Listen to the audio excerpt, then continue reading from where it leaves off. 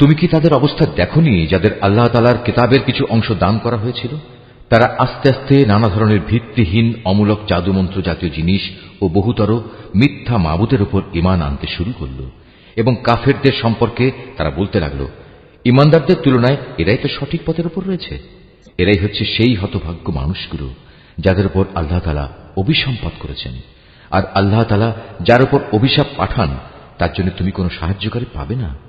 অথবা এরা কি মনে করে যে তাদের ভাগে রাজত্ব ও প্রাচুর্য সংক্রান্ত কিছু বরাদ্দ করা আছে? যদি সত্যি সত্যি তেমন কিছু এদের দেয়া হতো তাহলে এরা তো খেজুর পাতার একটি ঝিল্লিও কাউকে দিতে চাইত না। অথবা এরা কি অন্যান্য মানব সন্তানদের ব্যাপারে হিংসা বিদ্বেষ পোষণ করে, যাদের আল্লাহ তাআলা নিজস্ব ভান্ডার থেকে জ্ঞান, কৌশল ও রাজনৈতিক ক্ষমতা দান করেছেন? অথচ আমি তো ইব্রাহিমের বংশধরদেরও আমার গ্রন্থ ও সেই গ্রন্থলব্ধ জ্ঞান বিজ্ঞান দান করেছিলাম। এর সাথে আমি তাদের এক বিশাল পরিমাণ রাজত্বও দান করেছিলাম। কিন্তু তাদের মধ্যে অল্প কিছু লোকই তার উপর ঈমান এনেছে, আবার কেউ কেউ তার থেকে মুখ ফিরিয়ে নিয়েছে। এদের পুড়িয়ে দেওয়ার জন্য জাহান্নামই যথেষ্ট। যারা আমার আয়াতসমূহ অস্বীকার করেছে তাদের আমি অচিরেই জাহান্নামের আগুনে পুড়িয়ে দেব। অতঃপর পুড়ে যখন তাদের দেহের চামড়া গলে যাবে তখন আমি তার বদলে নতুন চামড়া বানিয়ে দেব, যাতে করে তারা আযাব ভোগ করতে পারে। অবশ্যই আল্লাহ তাআলা মহাপরাক্রমশালী, বিজ্ঞ, কুশলী। যারা আমার আয়াতসমূহ বিশ্বাস করেছে এবং ভালো কাজ করেছে তাদের অচিরেই আমি এমন এক জান্নাতে প্রবেশ করাবো যার পাদদেশ দিয়ে ঝর্ণাধারা প্রবাহিত হবে। সেখানে তারা থাকবে চিরকাল। তাদের জন্য থাকবে পূত পবিত্র সঙ্গী ও সঙ্গিনীরা। সর্বোপরি আমি তাদের এক চিরস্নিগ্ধ ছায়ায় প্রবেশ করিয়ে দেব। হে ঈমানদার ব্যক্তিরা, আল্লাহ তাআলা তোমাদের নির্দেশ দিচ্ছেন তোমরা আমানতসমূহ তাদের যথার্থ মালিকের কাছে সোপর্দ করে দেবে।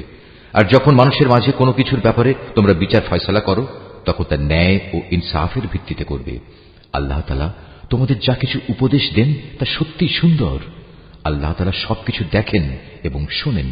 হে ঈমানদার মানুষেরা, তোমরা আল্লাহর আনুগত্য করো তার রাসূলের এবং সেসব লোকদের যারা তোমাদের মাঝে বিশেষভাবে দায়িত্বপ্রাপ্ত। অতঃপর তোমাদের মাঝে যদি কোনো ব্যাপারে মতবিরোধের সৃষ্টি হয় তাহলে সেই বিষয়টি ফয়সালার জন্য আল্লাহ তাআলা ও তার রাসূলের দিকে ফিরিয়ে নিয়ে যাও। যদি তোমরা সত্যিকার অর্থে আল্লাহর উপর এবং শেষ বিচারের দিনের উপর ঈমান এনে থাকো তাহলে এই পদ্ধতি হবে তোমাদের বিরোধ মীমাংসার সর্বোৎকৃষ্ট উপায় এবং বিরোধপূর্ণ বিষয়সমূহের ব্যাখ্যার দিক থেকেও এটি হচ্ছে উত্তম পন্থা।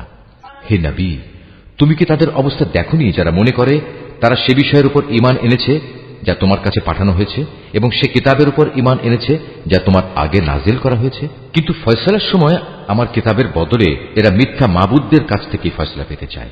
অথচ এদের নির্দেশ দেওয়া হয়েছিল তারা এসব মিথ্যা মাবুদদের অস্বীকার করবে। আসল কথা হচ্ছে শয়তান এদের সত্য থেকে অনেক দূরে সরিয়ে নিয়ে যেতে চায়। এদের যখন বলা হয় আল্লাহ তাআলা তাঁর রাসূলের উপর যা কিছু নাজিল করেছেন তোমরা তার দিকে ফিরে এসো, তখন তুমি এই মুনাফিকদের দেখবে এরা তোমার কাছ থেকে একে একে মুখ ফিরিয়ে দূরে সরে যাচ্ছে। অতঃপর তাদের কৃতকর্মের কারণে যখন তাদের উপর কোনো বিপদ মুসিবত এসে পড়ে তখন এদের অবস্থাটা কি হয় দেখেছ? তারা তখন সবাই তোমার কাছে ছুটে আসে এবং আল্লাহর নামের কসম করে তোমাকে বলে, আমরা তো কল্যাণ ও সম্প্রীতি ছাড়া আর কিছুই চাইনি। এদের মনের ভেতর কি অভিসন্ধি লুকিয়ে আছে তা আল্লাহ তাআলা ভালো করে জানেন।